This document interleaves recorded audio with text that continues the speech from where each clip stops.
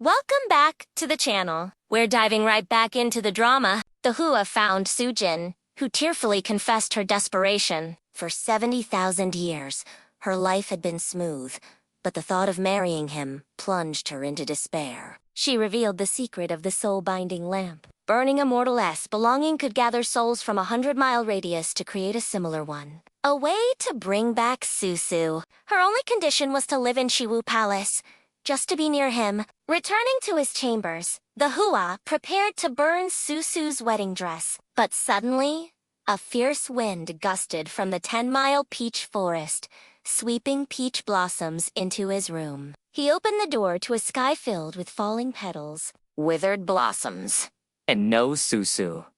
The sight filled him with an immense sadness. In his grief, the Yehua planted countless peach trees throughout his garden. Every year, he would take little Ali and spend months on Junji Mountain, the place where he and Susu had lived. In a flash, 300 years passed. It was by Qian's birthday, and Fengjiu was racking her brain for the perfect gift. She asked Migu if her aunt had any secret wishes.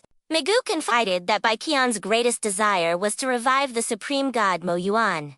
He mentioned the legend of the soul-binding lamp, how it had saved the Yehua 300 years ago. If it could save a prince, surely it could awaken a supreme god. Convinced by Migu's logic, Fengjiu flew to the heavenly palace. She disguised herself as Sujin, snuck into the Hui's bedroom, and stole the soul-binding lamp. When the star official discovered the theft, he rushed to Junji Mountain to inform the Yehua. Believing Sujin was the culprit, the Yehua stormed into her room, his voice filled with rage. "Where is the soul-binding lamp?" He demanded. Sujin was utterly bewildered by his fury. "You'd better not be lying to me," the Yehua warned, before turning and leaving, his anger palpable. He threatened to interrogate every single person in the heavenly palace to find the lamp. When Lian Song heard the news, he was horrified. Knowing the lamp was tied to the Hui's very life, he rushed to Shiwu Palace and found the Hui collapsed on the floor, his soul seemingly gone, his eyes hollow with despair. The Yehua looked up at him, his voice breaking. "Susu still hasn't forgiven me," he whispered sadly. "She won't even let me create a substitute." Meanwhile, Qian discovered what Fengjiu had done. She looked at her niece, her disappointment clear. "I've known about this lamp for a long time," she explained patiently. "To use it, you need a fragment of a soul to gather the rest. Mo Yuan's body is here, but his soul is scattered. We have no starting point. This lamp is useless for him." Fengjiu went to the heavenly palace and found Siming, wanting to secretly return the soul-binding lamp. Siming knew the whole story and said it was terrible. The soul-binding lamp had not been extinguished for 300 years because the Yehua wanted to reshape the flesh and blood of Empress Su. Now the little prince not only stole the soul-binding lamp, but also extinguished it. What should they do? The emperor was still in seclusion, so Siming and Fengjiu had to ask Lian Song for help. Lian Song advised the Yehua not to bother with Qingku, but the Yehua refused. Siming had to bring up Emperor Donghua. He told the Yehua that Donghua would go down to the mortal world to gain experience soon. In order to repay Fengjiu's debt of love, Lian Song and Siming used Qi and the emperor to persuade the Yehua not to bother with Fengjiu anymore. The Yehua was exhausted. Everything that had carried Susu's aura had been burned in the soul-binding lamp. The Yehua even tried to use his own soul to ignite it. Lian Song saw this and quickly stopped the Yehua, angrily asking, "Has the Yehua forgotten? He's the crown prince of the celestial clan. Has he forgotten he and Susu have a child? If he died, Ailey would truly be left without a father or mother." Hearing Ailey's name, the Yehua came back to his senses. Lian Song sighed and comforted the Yehua. "Forget it. For 300 years, the Yehua has been relying on the soul-binding lamp to comfort and numb himself. He always thought that as long as the lamp was still burning, Susu would come back. Now that the lamp was out, the Yehua was like waking up from a dream and had to face the fact that Susu had passed away. The Yhehua's heart was torn. On Jungi Mountain, Ali secretly avoided the guards and ran into the bamboo forest but got lost. He saw a little rabbit, but the playful Ali didn't notice that a snake demon was following him. The fairy sister sent Ali back to the thatched cottage and saw the Hua who was frantically looking for Ali. The snake demon was about to eat Ali, but fortunately, a fairy happened to pass by and came to his aid and saved Ali. It turns out that the person who saved Ali was none other than Princess Miao Qing, the sister of the East Sea god.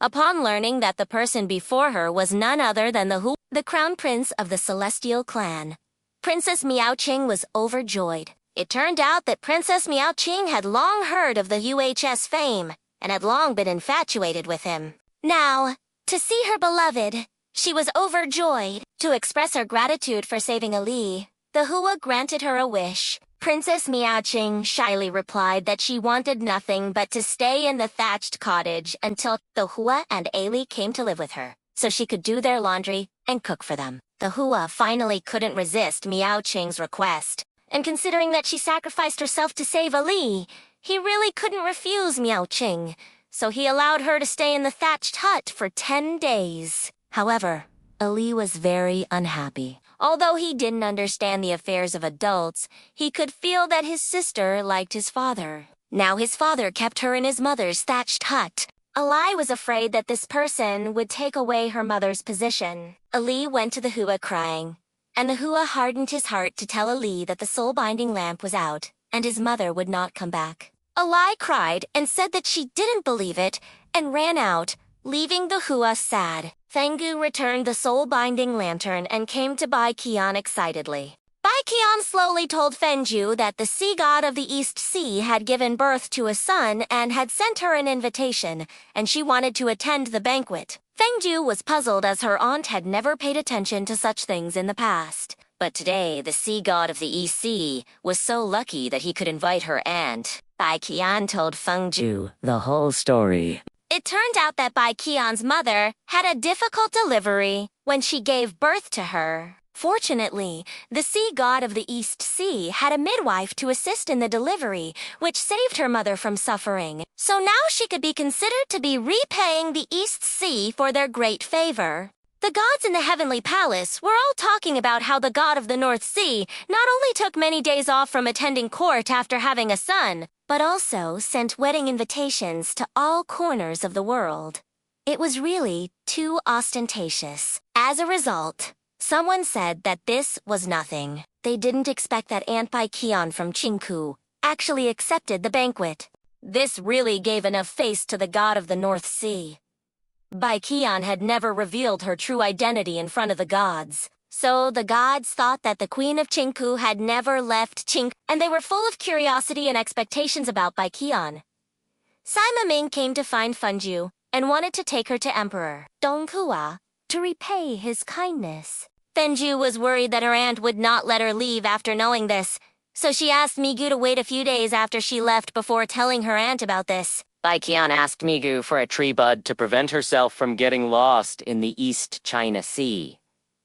Migu has been depressed since Fengjiu left, and secretly muttered that she didn't know when the little princess would finish repaying her kindness. Siming brought Fengjiu to the mortal palace and explained that the emperor would endure 60 years of tribulation in the mortal realm. The supreme lord seated atop the palace was the emperor's mortal incarnation. Siming then led Fengjiu to the harem, explaining that there was a concubine Qian who would die today after falling into the water. Fengjiu had the perfect opportunity to become concubine Qian, continuing her destiny and remaining by Donghua's side as concubine Qian, fulfilling her wish to repay his kindness. When it was late at night and everyone was asleep, Sima Ming came to visit Fengjiu.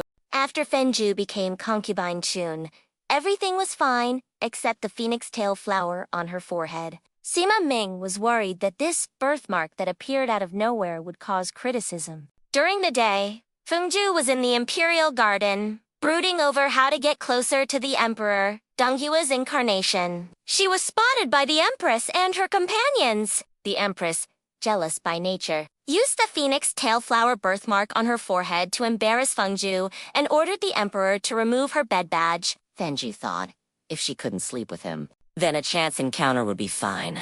Just like the love stories between emperors and ordinary women she'd read in her fourth uncle's books. Fengjiu dressed up as a palace maid and stood guard at the entrance the emperor had to pass after leaving court. However, the emperor didn't even glance at the empress even discovered her, reprimanded her, and confined her to her own palace. Fengjiu was gloomy, unsure how to repay the emperor's kindness. Xiaoxin had been wanting to eat peaches because of morning sickness. But in this season, she could only smell the fragrance of peach blossoms but not see any peach fruits. Looking around the world, only Qian had peaches, so Fengji had no choice but to boldly come to Qian to ask for some peaches. For 300 years, Xiaoxin always felt that he had let his aunt down for what happened back then, and always wanted to ask for forgiveness from his aunt before he could feel at ease. So every year for these 300 years, Xiaoxin came to the Chinku Fox Cave more than a dozen times to ask to see his aunt. But each time he was rejected by Miju with cold words. Xiaoxin was unwilling to give up, and planned to wait until the banquet in the East China Sea was over before coming to Chinku again. Bai Qian arrives at Jian's place, and he tells her, somewhat proudly, that he gave Sangji and his group some contraceptive peaches. Bai Qian is taken aback, but Jian dismisses her as saying it's just a temporary measure preventing the North Sea water. Lordens his group from having a fifth child for a few hundred years, and that it won't be a big deal. Bai Qian slightly blames Jian and the Fox Emperor for taking advantage of her sleep for 300 years to arrange a marriage between her and the Hua, the man who should be calling her ancestor.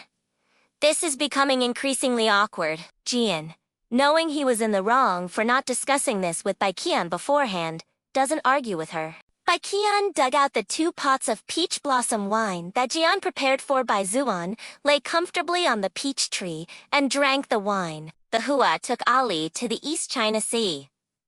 Ali earnestly told the Hua that she had feelings for her mother, and that she would definitely return, though Hua couldn't bear to shatter Ali's hope for her mother. In fact, he was also living in the dream that Susu would return. The East China Sea was close to the 10-mile peach forest. Late at night, the Hua went to the 10-mile peach forest alone. Su loved the 10-mile peach forest very much, but now the peach blossoms are withering. Su, do you miss this place? The king of the East, knew that his sister was in love with the Hua. So he gave Miao Qing an idea and asked her to sing and dance at the banquet later, and then he would go to ask the Hua to meet her. The king of the East Sea told Miao Qing that when the time came, she should cry to the Hua and tell him that her brother forced her to marry the second prince of the West Sea, who was a playboy. In this way, she might be able to stay with the Hua. Bai Qian was slightly tipsy. She didn't know what was wrong with the wine today, but it made her feel itchy to drink. Just as she was thinking about it, she saw a handsome young man in black clothes coming into the peach forest. Somehow, Bai Qian wanted to tease him. In the comments below, and if you enjoyed this breakdown, please don't forget to hit that like button, subscribe to the channel, and ring the bell so you won't miss our next episode. See you all next time.